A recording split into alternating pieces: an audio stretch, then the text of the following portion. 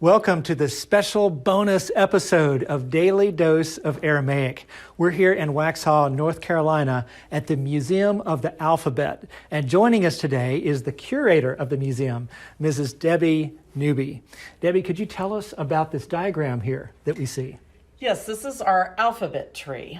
And we talk in this museum about alphabets especially. And if you look down at the bottom, it even starts with the roots of all alphabets, which was pre-writing, more pictorial. The Egyptian hieroglyphics, Sumerian cuneiform, and even all the way over here to Chinese that is pictorial and not a true alphabet. If you follow this up, you will see it. The first real alphabet is called the Proto-Semitic alphabet, and they don't even know exactly the years that started or who started it, just an approximate area. So South Semitic starts branching off, Old Hebrew, Classical Greek here, and then Etruscan into Roman or Latin alphabet. And if you follow that up, that's what the modern Roman alphabets use, or languages use, is that alphabet. And that includes English, French, Spanish, and so on. It's the most used alphabet in the world. Second is the Arabic alphabet. Chinese is used by a lot of people, but it's not considered a true alphabet. So if you come back down here and start looking at these branches, you see the Aramaic alphabet. And it begins to then branch off. All these can trace back to the Aramaic alphabet. So Square Hebrew into Modern Hebrew, Arabic, Georgian, Armenian, and so forth, all the way over here, all the way to Korean, branch back, if you follow them, to the Aramaic alphabet. Well, that's really fascinating. Let's look at some other items in the museum that will help us to see the historical influence of the Aramaic writing system. So on this map here, we see in the yellow the original homeland of the Aramean people, and that's, of course, the original people who spoke Aramaic. But do we see other kingdoms on this map here? Like there's this big brown area. Can you explain this map? Yeah, that also is the Persian Empire, and they were also influenced, and the sort of little bit darker orange is the Assyrian Empire. And the writing systems of these languages were influenced by originally then the Aramaic alphabet. Yes. Okay.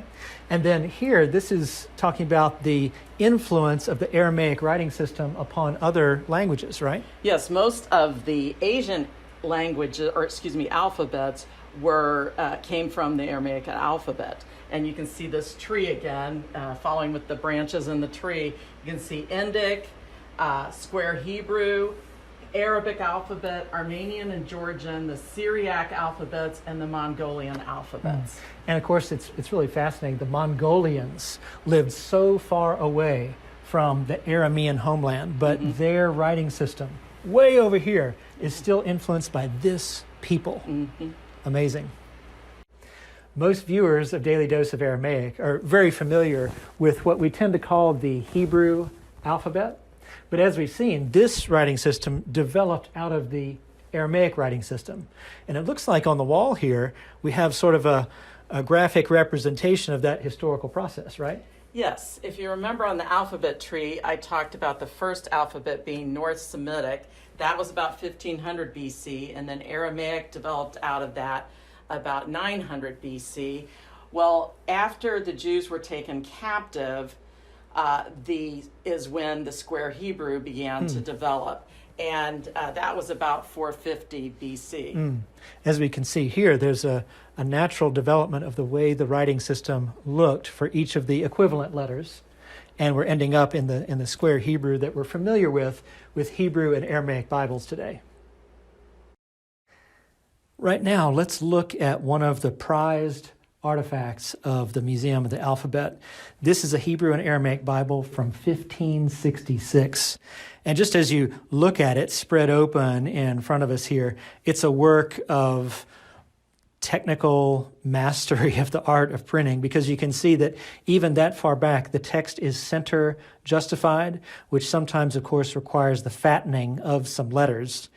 in order to get the spacing exactly right.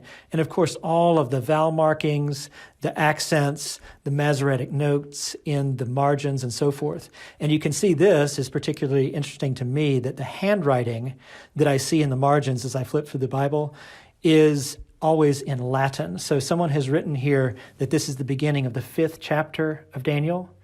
And who knows, maybe they weren't so familiar with the system of using Hebrew letters for numbers. So the hey there is intended to indicate that's the beginning of chapter 5, where we currently are in our going through the reading of the Aramaic of Daniel. This is the account, if you remember, of Belshazzar's feast. So having looked at this, we can just appreciate the heritage that we have inherited now, that we can call up a biblical text so easily with our electronic resources. But yet, some Bibles survive from the 1500s, like this one here in the museum. In closing, I've asked Mrs. Newby to tell us a little bit more about the Museum of the Alphabet.